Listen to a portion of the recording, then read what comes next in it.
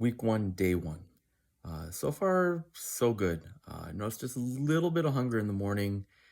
Maybe that's because my calories were 300 to 400 calories less than what I am used to typically when I eat breakfast. But then I had my keto brick for lunch, which, if you've never heard of the keto brick, definitely check it out. It was created by a guy named Robert Sykes. He's known as Keto Savage on all the social media outlets, but it's a fantastic product. It's a meal replacement bar. It's 1,000 calories.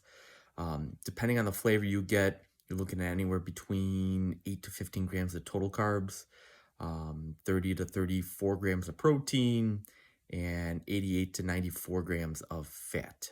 So definitely check it out. It's a wonderful product. That's been my lunch staple for over a year now. So I had the chocolate malt flavor for lunch that held me all the way over to dinner, which I'll be having in a little bit, but I haven't been hungry at all with that. Last year, I was eating around 3,200 calories and breaking those down to the macros. It was 50 grams total carbs. Those are coming from berries, leafy greens, cruciferous vegetables, seeds, nuts, things like that, some dairy, and then 180 grams of protein, which were coming from all types of animal sources, sustainably caught fish, wild fish, and also regeneratively farmed beef, pork, chicken, and some organ meats too as well with that. And then fats, I was having 250 grams of fat, and that was coming from olive oil, avocado oil, MCT oil, coconut oil, butter, macadamia nut oil, all the different nut butters, and then the really fatty cuts of meat as well. So over the course of last year, I put on about 10 pounds muscle, about 8 to 10 pounds of fat on top of that as well. It's really important when you are in a bulk, which I was back in 2023, that you don't want to go crazy and eat a bunch of highly processed foods and put on a ton of body weight because yes, some of that will be muscle, but a lot of that's going to be fat. And then when you do go into a cut, you're going to have to drop a lot more body weight. And chances are you're going to drop a lot of that hard earned muscle that you work so hard to build. So that's why I did the keto approach. And I've been keto for almost 4 full years now. And I love it. It's the best just lifestyle that I've done. I've done the higher carb, lower fat one before. I did notice, so I did struggle with some binge eating tendencies where I'd go off the rails and eat half a pizza, eat a whole pint of ice cream, and just didn't really have full control of my hunger and my satiety. But being on keto, it has just totally allowed me to just stay away from those highly processed, high carb foods.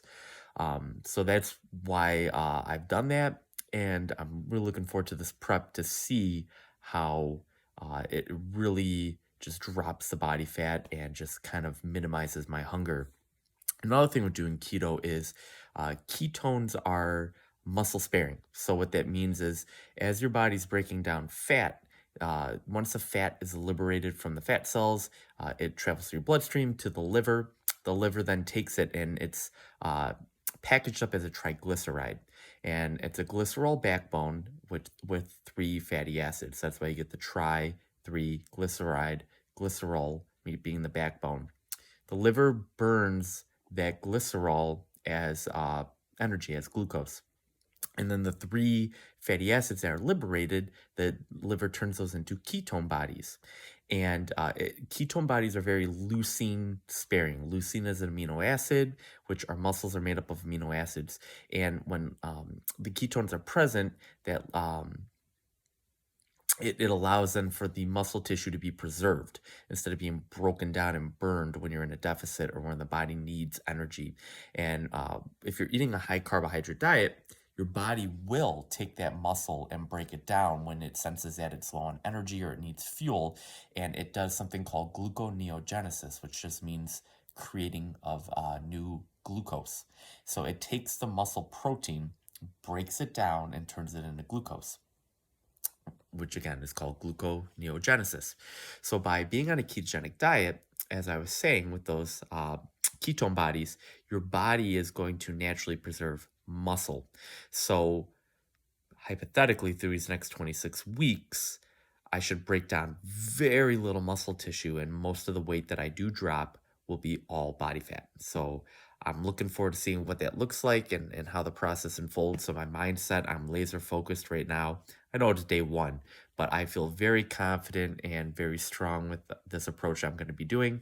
And for anyone else that maybe made a New Year's resolution this year, the one thing I'd recommend is protein. You want to make sure you're consuming enough protein. Most people are way under consuming protein. I recommend at least 1 gram per pound of body weight that you want to be. So if you're 150 pounds, you want to be 140, consume 140 grams of protein. If you're 130, you want to be 160, you should be shooting for 160 grams of protein. Also, consuming a lot of protein will not damage the kidneys. Now, I'm not a doctor, not a physician, I'm just some guy on the internet. But from all the literature that I've read and heard about, if you're consuming a bunch of protein and you're drinking adequate water, you will not have any issues with your kidneys unless you have a pre-existing condition with your kidneys. But also, protein is very satiating. So if you find that you're having a hard time getting through the day, you're just constantly hungry, or you find yourself reaching for snacks, just go ahead and track what you eat for over the course of a week every day. There's some free apps out there, like I use MyFitnessPal, that's free.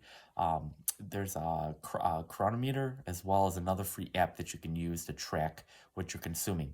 And as I said before, you want to aim for at least 1 gram per pound of body weight that you want to be. You can even push upwards to 1.5. A lot of bodybuilders that do the high carb, high protein diets are pushing 2, even 2.5. I think that might be a little excess. You don't need to go that high. But also, another cool benefit with protein is the thermogenesis, which means that your body has to upregulate its metabolism to break down protein. Because out of the three macronutrients, protein, carbohydrates, and fat, your body needs to work harder to break down the protein. So for every, I would say it takes about 20 to 25% more calories to burn that protein. So for instance, let's say you consume 25 grams of protein, that'd be 100 calories, because there's 4 calories per 1 gram of protein. So out of that 100 calories, your body's going to burn 20 to 25 calories just to break that down. So that's why, in my opinion, the biggest metabolic lever you can pull as far as revving up the metabolism and burning more fat would be to prioritize that protein and really aim for that 1 gram per pound of body weight that you want to be. So that's my recommendation for week one, day one, is protein. And as I said at the opening of this, I'm very positive and so far got a good mind frame. Today went by pretty well. I had a great workout this morning, considering being up to midnight last night for New Year's Eve. But very encouraged, looking forward to the next 26 weeks. Please stay tuned in here. Hit the subscribe button so you can follow along with my journey and see how this all turns out. And I'll see you guys tomorrow.